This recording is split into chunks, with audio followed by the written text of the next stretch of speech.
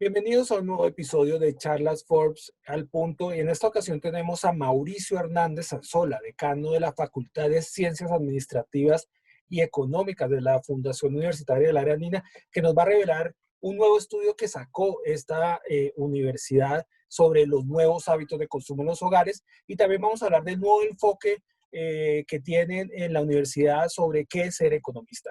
Bienvenido, decano Hernández, y cuéntenos exactamente cuáles fueron los hallazgos de este estudio sobre el consumo en los hogares. Muchísimas gracias, Andrés. Un placer para mí y para el área andina poder participar de este escenario tan especial. Sí, efectivamente, como tú lo decías, desde nuestro Laboratorio de Innovación para el Cambio, que pertenece a nuestra Maestría de Innovación, y en unión con nuestro Centro de Gestión para la Investigación y la Innovación Social, se adelantó un estudio sobre cuáles podían ser esos cambios en el comportamiento del consumidor. Y no solo en el comportamiento del consumidor como un actor de la economía, sino como un actor social, ¿no es cierto? Y como un actor de familia. ¿Qué pudimos dilucidar? ¿Qué nos arrojó esta investigación? Con todo y que quiero decirle que nos sorprendió lo que sucedió esta mañana, esas colas larguísimas en los diferentes centros comerciales aprovechando el tema del descuento del IVA. Pero digámoslo que de una u otra manera nosotros contemplábamos que algo así pudiera suceder si tenemos en cuenta un concepto bien importante que de pronto dentro de la economía positiva no se había tenido en cuenta, y es la economía conductual o esos hábitos del consumidor que están movidos por la emoción, ¿no? Pero déjame primero comentarte algunas conclusiones a las que llegamos en este estudio que se realizó desde el Centro de Innovación para el Cambio de la Facultad de Ciencias Financieras, Económicas y Administrativas del área andina. Mira, la pandemia del coronavirus ha generado cambios en la dinámica económica, social y familiar.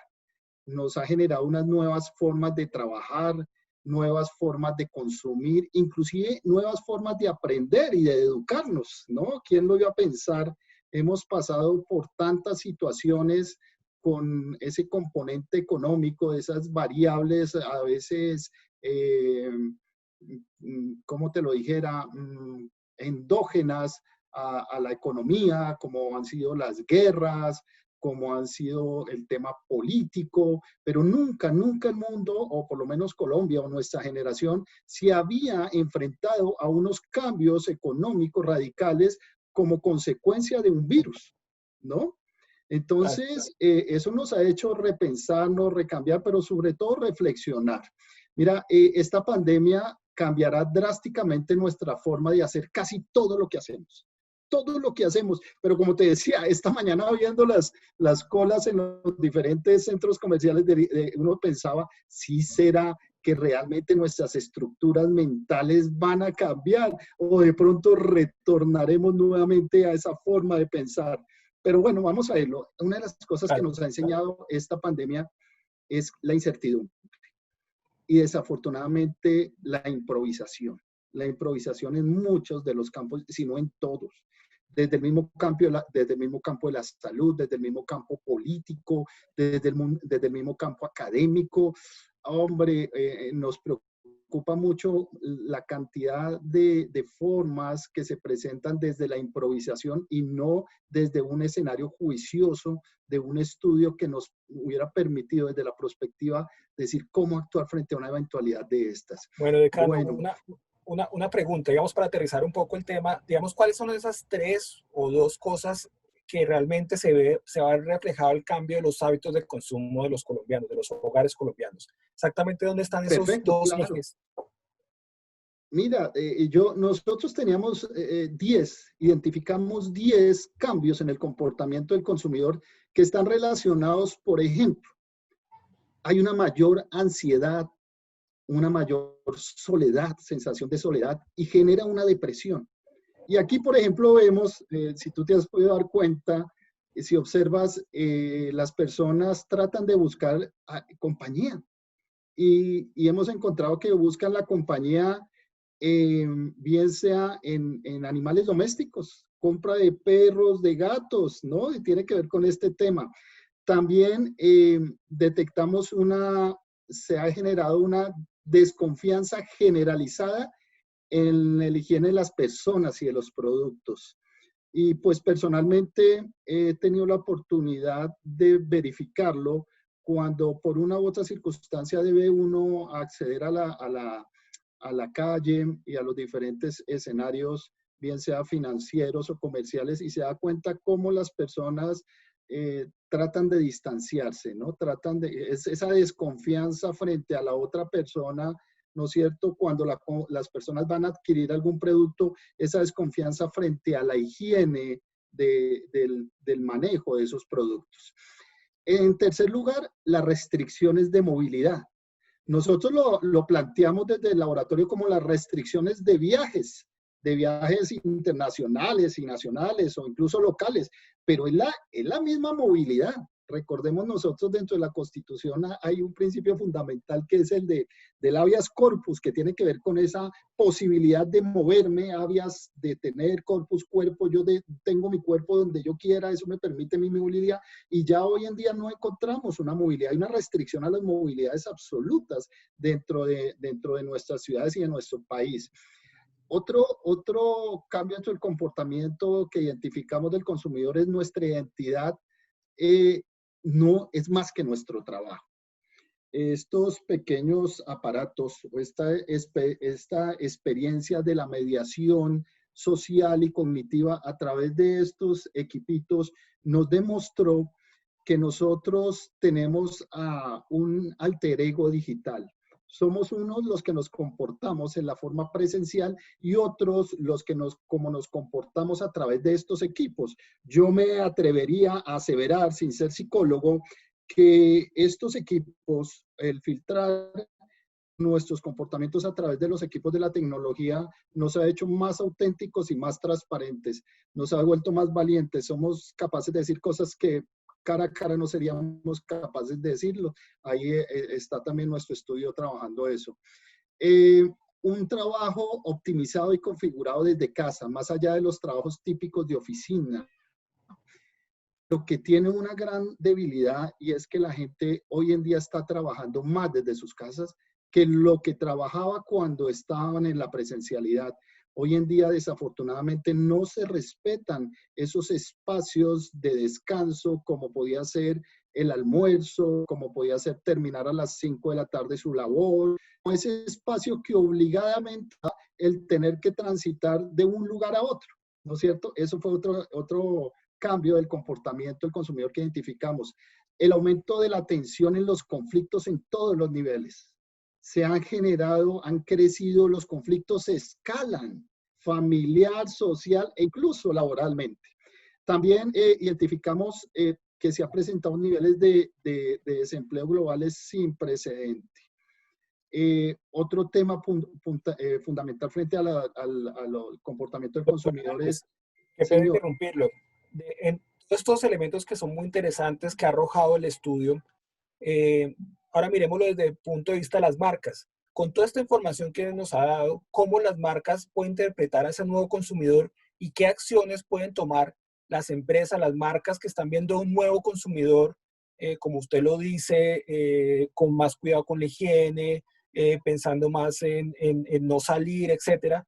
¿Cuáles son las claves que le arroja este estudio a las empresas para que puedan tener algún tipo de acciones acerca o de cara al cliente?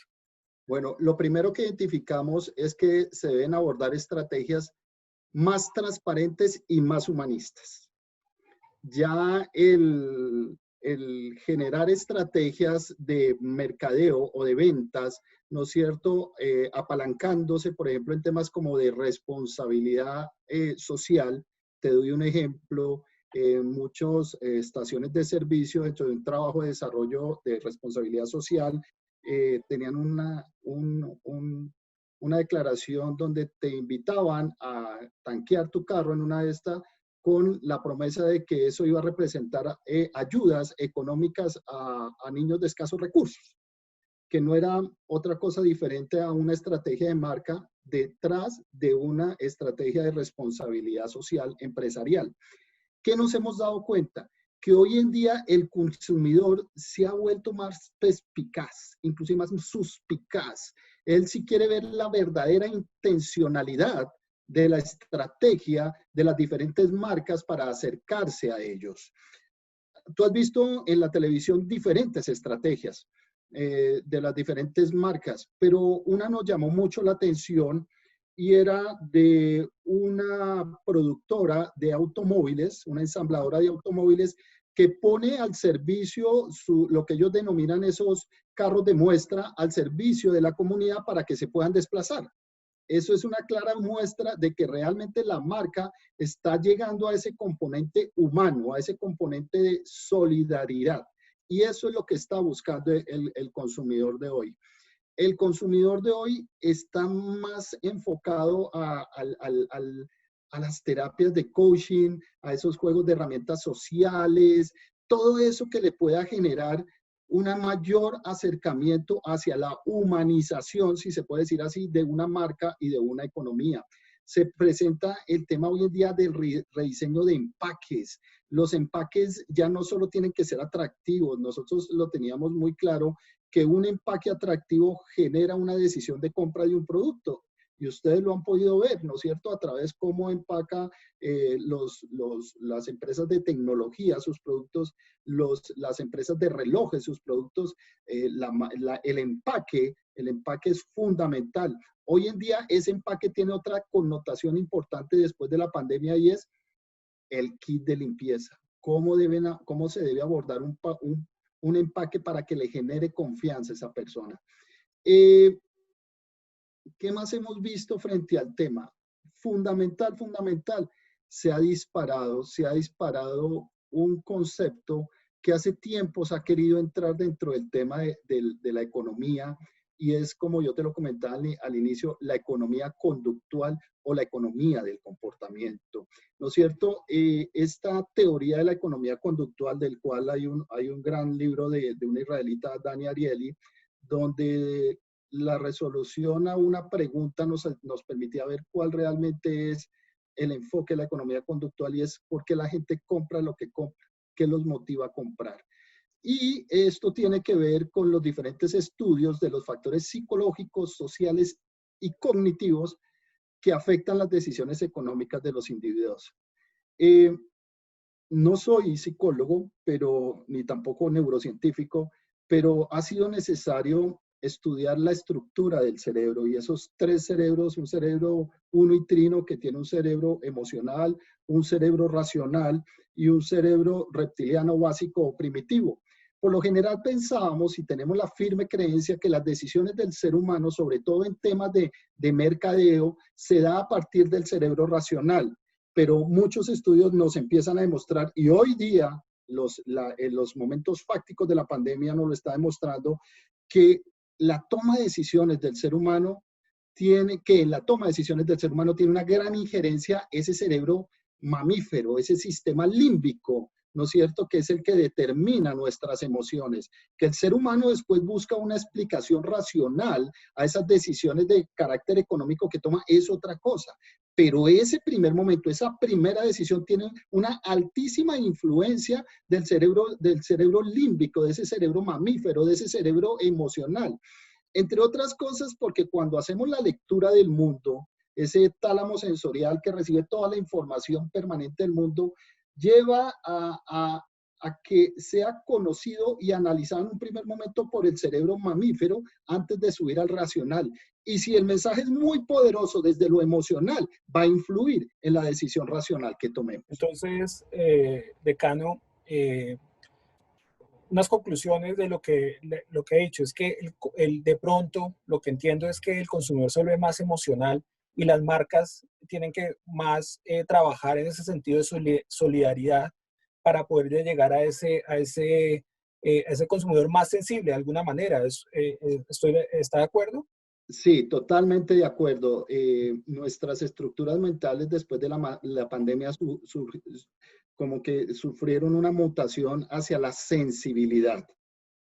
y todo nuestro entorno está marcado en esa sensibilización del alma, del ser de la persona. El humanismo surge y brota en este momento, sobre Claro, todos los ámbitos.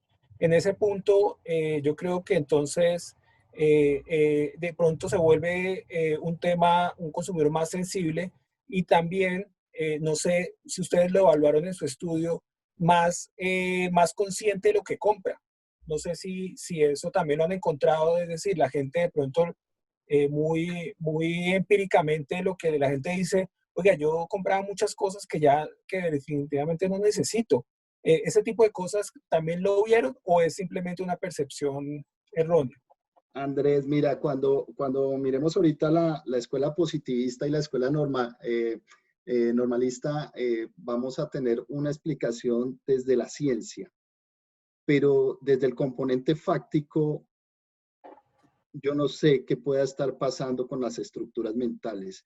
Porque así, si te quiero decir, horas antes de que sucediera esta apertura del tema del IVA, cualquiera podía pensar, nos concientizamos, somos más conscientes, más racionales, ya sabemos qué significa el costo de oportunidad, ¿no es cierto? Y se define el costo como aquello a lo que estamos dispuestos a renunciar para poder adquirir algo. Ese es el costo de un producto, de un servicio. Y nosotros pensábamos y decíamos, oiga, hoy en día la reflexión es mucho más profunda sobre lo que realmente debe ser la necesidad de adquirir cosas, de bienes y servicios. Y así lo pensábamos, la gente dejó de consumir esas cosas superfluas que no hacían parte de sus necesidades básicas durante este tiempo. Pero por otro lado, volvió necesidades básicas otras cosas fundamentales. Por ejemplo, se disparó la venta de la tecnología, Andrés. Estos equipos son la mediación para comunicarnos con el resto del mundo. Entonces, los temas de tecnología, de conectividad se dispararon porque hicieron parte de nuestras necesidades básicas para trabajar, para estudiar y para continuar una vida social. Entonces, uno decía, bueno, el tema de la tecnología lo justifico. Se disparan los perros, la compra de mascotas, por lo que te decía, esa sensación de ansiedad, de soledad, lo lleva a querer tener un compañero. ¿Y qué mejor que una mascota? Se dispararon las ventas de los equipos de gimnasio, si te diste cuenta, la gente quiere recuperar su estado físico, algo que no hacían en su normalidad. Pero abrimos este esquema del no IVA para este día y todo cambió. Todo estudio cayó, Andrés. Todo estudio Sí. cayó porque la gente se disparó a comprar. La gente está haciendo colas en los centros comerciales. ¿Qué fue lo que movió ese cambio? Si supuestamente nos habíamos vuelto más cautos en el tema del Claro. gasto, si supuestamente estamos controlando más nuestros gastos. Claro. Bueno, decano, hay otra noticia muy importante para ya cerrar esta charla, es el tema del cambio de enfoque que tiene la Facultad de Ciencias Administrativas y Económicas de la Fundación. Es para que me cuente que es este giro que han dado es hacia la ecología, hacia el desarrollo sostenible, quizás. No sé, cuéntenos un poco cuál es ese nuevo giro, ese nuevo enfoque que tiene la facultad con ese tema de la ecología. Claro, y mira que como desde un desarrollo prospectivo ya veíamos venir este gran cambio en el tema de la economía. Para entender el problema que estamos viviendo desde el punto de vista económico, teníamos que entrar en una serie de reflexiones bien importantes y es, primero, ese divorcio que hubo entre dos conceptos hermanos y absolutamente ligados, que era la ecología y la economía, ¿no es cierto? Hay que comprender que la ecología y la economía se ocupan del mismo objeto, del oikos, no en vano tienen su misma raíz y es el oikos, la casa, el hogar. Son dos disciplinas del conocimiento teóricamente interesadas por cuidar de nuestra casa, de nuestro hogar, de su administración y sus relaciones, que no deben reñir en la materialidad. Sin embargo, en el proceso de formación de los economistas, la economía se ha divorciado de la ecología. Cuando la ecología, el oikos logos, el estudio, el tratado, como lo definía Ernest Haeckel, este ecologista alemán, estaba compuesto por la reflexión de que la ecología debe estudiar las condiciones y las relaciones que forman el hábitat del ser humano, ¿no es cierto? La ecología representa esa relación, esa interacción y ese diálogo que todos los seres vivos y no vivos guardan entre sí y de ellos con su entorno, ¿de acuerdo? Esa es la ecología. Y entonces la economía, ¿dónde entra a jugar? El oikos nomos son las normas que se deben regir la administración de esa casa. Entonces, no se concibe una economía que no tenga en cuenta cuál es su fin y su razón de ser, y es la administración del oikos logos. Entonces, en nuestro programa de economía empezamos a recuperar, porque esto no es novedoso. Muchas veces cuando hablamos de educación innovadora pensamos que debemos mirar hacia el futuro, pero muchas veces debemos mirar es hacia atrás. ¿Dónde se le perdió esa virtud a la economía cuando la economía como ciencia debía garantizar la muy buena administración de nuestro hogar, de nuestra casa, de nuestros recursos naturales? Ahí es donde parte el primer diferencial de nuestro programa. Mira que en las clases de teoría económica que se enseñan en la mayoría de facultades, se enseña una concepción, un concepto del homo economicus. El homo economicus, humanos como agentes consistentemente racionales y estrechamente egoístas, que generalmente persiguen sus fines subjetivos. Alguien lo llamaba como la crematística. Alguien, no, Aristóteles, cuando nos hacía la comparación de las economías, decía, hay el oikos nomos que mutó en algo, si se quiere, no muy beneficioso para el ser humano, que es la crematística. La crematística, ese concepto que del griego traduce la riqueza, la posesión, ¿no es cierto? Y que no es otra cosa que el arte de hacerse rico, de adquirir riquezas. Es la acumulación de dinero, que es en sí una actividad que va contra natura, que deshumaniza lo que en esencia debía ser la economía. La economía debe garantizar una equitativa repartición o administración de los recursos. Alguien decía que el mundo tiene suficientes recursos para satisfacer las necesidades de todos, pero muy pocos cuando se trata de satisfacer deseos de unos pocos. Bueno, pues muy interesante este tema fundamental para este cambio, este giro de la Facultad de Economía, de Ciencias Administrativas de la Fundación Área Andina. Cuénteme, es decir, ahora a partir de cuándo empieza este cambio y si los alumnos van a salir con algún título, algún nombre del título diferente o simplemente es un enfoque que se le mete a la facultad. Sí. Bueno, no, nuestro programa de economía en la modalidad virtual, que es bien importante, además la modalidad virtual tiene una virtud grandísima, que es una modalidad que garantiza la cultura del aprendizaje autónomo. Es la verdadera educación porque en ella aprendemos y entendemos y somos conscientes de que los únicos responsables de nuestra formación somos nosotros mismos, que a las universidades vamos a que nos enseñen a aprender. ¿Para qué? Para enriquecer ese primer saber del colegio, para aprender unas disciplinas que nos permitan resolver problemas. La educación, la buena educación, Andrés, es aquella que genera un bienestar a las personas, una felicidad, aquella que le mitiga los miedos y aquella que fundamentalmente le extingue cualquier excusa para poder accionar dentro del mundo. Este programa, como te decía, en la modalidad virtual, la universidad lo está ofertando a partir de este segundo semestre del año 2020. El título es economista, pero es ese economista que hemos logrado recuperar, ese economista que se había perdido, ¿no es cierto? Yo sí quisiera traer a colación una frase que Adam Smith en su obra La riqueza de las naciones definía. Lo que te estaba comentando era la crematística y lo definía así, dice, no es la benevolencia del carnicero, del cervecero o del panadero la que nos procura alimento, sino la consideración de su propio interés.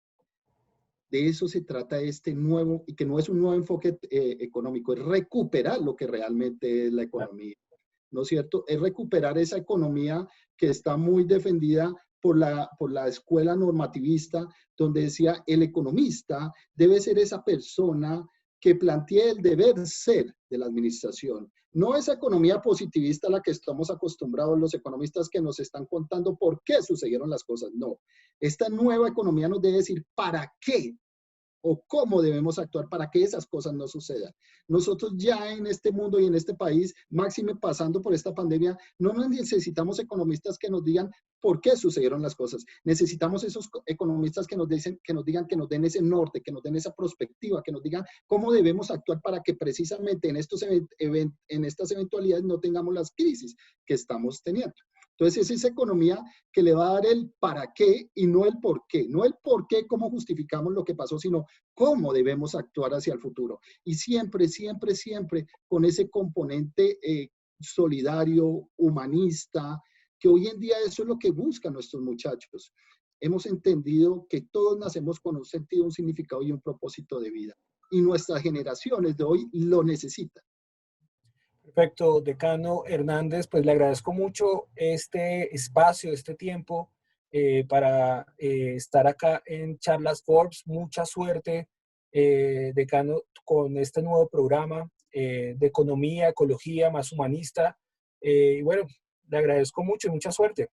No, muchísimas gracias y quisiera cerrar con, con esta pequeña reflexión que hacemos desde nuestro programa de economía y es que nuestra vida se configura a través de las decisiones que vamos tomando, unas de mayor importancia, otras no tanto, pero lo cierto es que toda decisión, pensamiento o actividad humana, ya sea social o individual, tiene un solo propósito, la felicidad, el bienestar, es decir, satisfacer las necesidades.